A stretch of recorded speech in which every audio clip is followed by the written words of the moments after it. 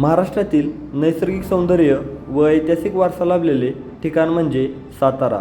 आणि साताऱ्यातील आज आपण अशा एका ठिकाणाला भेट देणार आहोत की तेथील ऐतिहासिक वारसाही खूप मोठा आहे, त्याचबरोबर निसर्ग सौंदर्यही लाभलेले आहे. पाटेश्वर हे सातारा शहराजवळ असलेले प्राचीन आणि ऐतिहासिक शिवमंदिर आहे.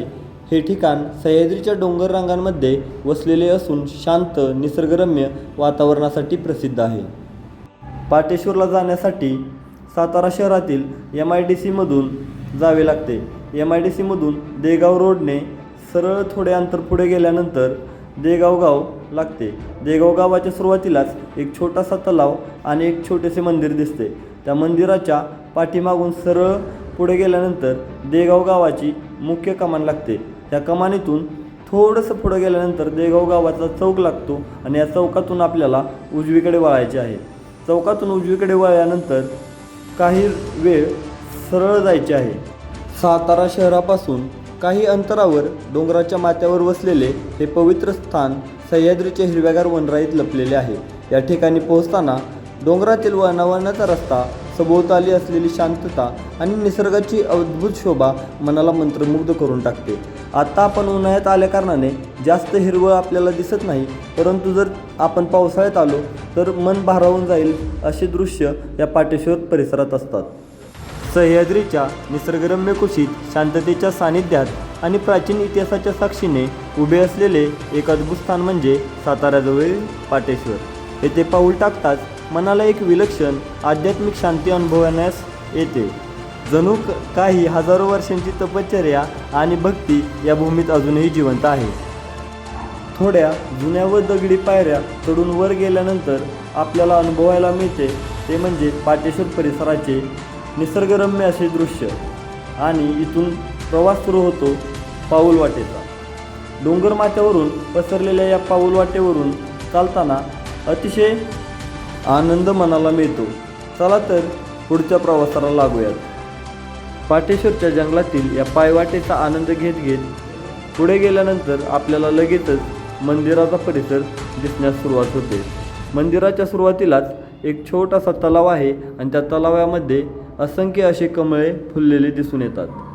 सुरुवातीलाच आपल्याला मठ दिसतो आणि मठाच्या बाजूने सरळ पुढे चालत गेल्यानंतर मुख्य मंदिराच्या पायऱ्यांना सुरुवात होते. सह्याद्रीच्या शांत आणि पवित्र डोंगरांमध्ये उभे असलेले हे मंदिर म्हणजे पाटेश्वर टेम्पल. शेकडो वर्षांच्या इतिहासाची साक्ष देणारे हे मंदिर आजही प्राचीन वैभवाची आठवण करून देते.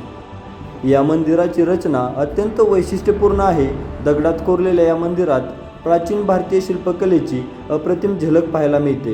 प्रत्येक दगड, प्रत्येक शिल्प आणि प्रत्येक कोरीव काम जणू त्या काळातील कलाकारांच्या अद्वितीय कौशल्यांची कथा सांगत आहे.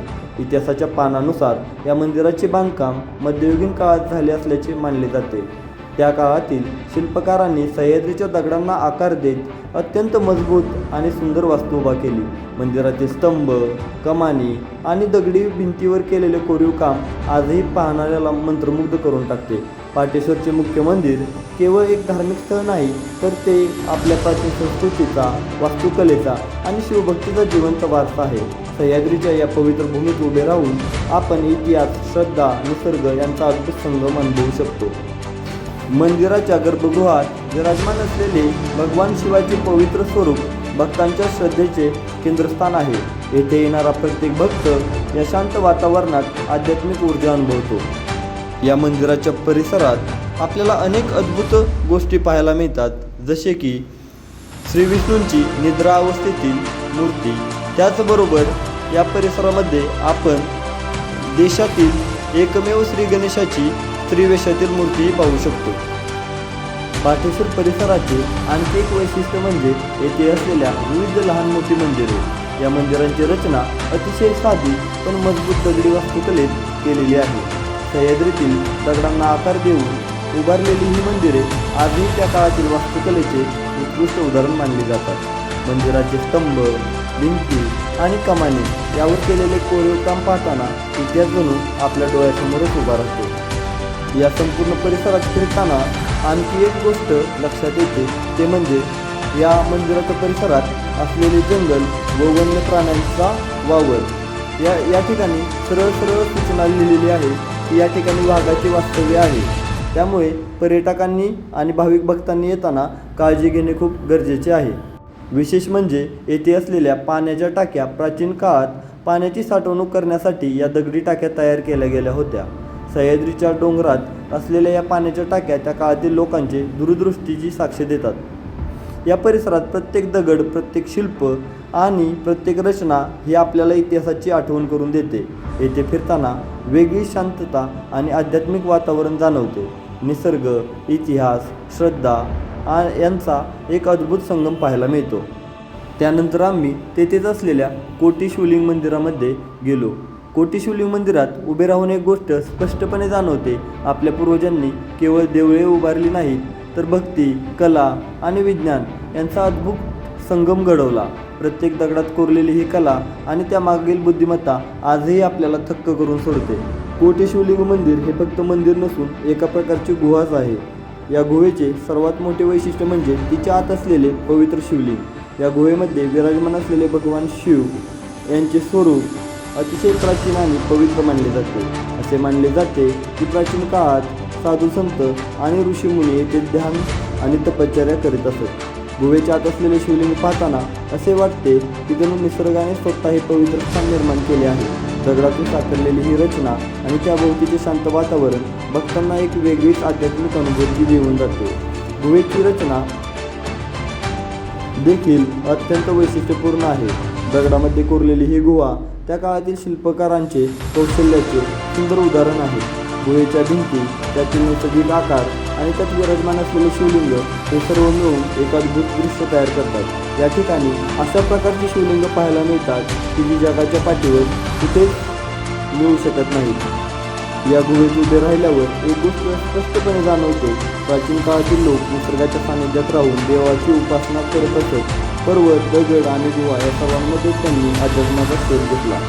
म्हणूनच पाटेश्वरमधील ही गुहा आणि त्यातील शिवलिंग केवळ धार्मिक स्थळ नाही, तर ते प्राचीन तपश्चर्या, श्रद्धा आणि निसर्गाशी एकरूप झालेल्या अध्यात्माचे प्रतीक आहे.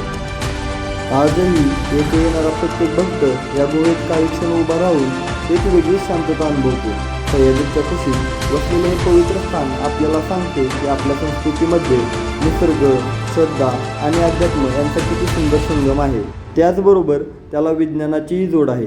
वरून पडणारे पावसाचे पाणी निचरा करण्यासाठी त्या काळामध्ये सुद्धा अशा ड्रेनेज सिस्टीमचा वापर केला गेला होता. आजच्या या प्रवासातून आपण इतके शिकतो की आपल्या पूर्वजांनी निर्माण केलेली ही ऐतिहासिक आणि पवित्र स्थळे जपणे आणि त्यांचे महत्त्व पुढील पिढीपर्यंत पोहोचवणे ही आपल्या सर्वांची एक जबाबदारी आहे. धन्यवाद.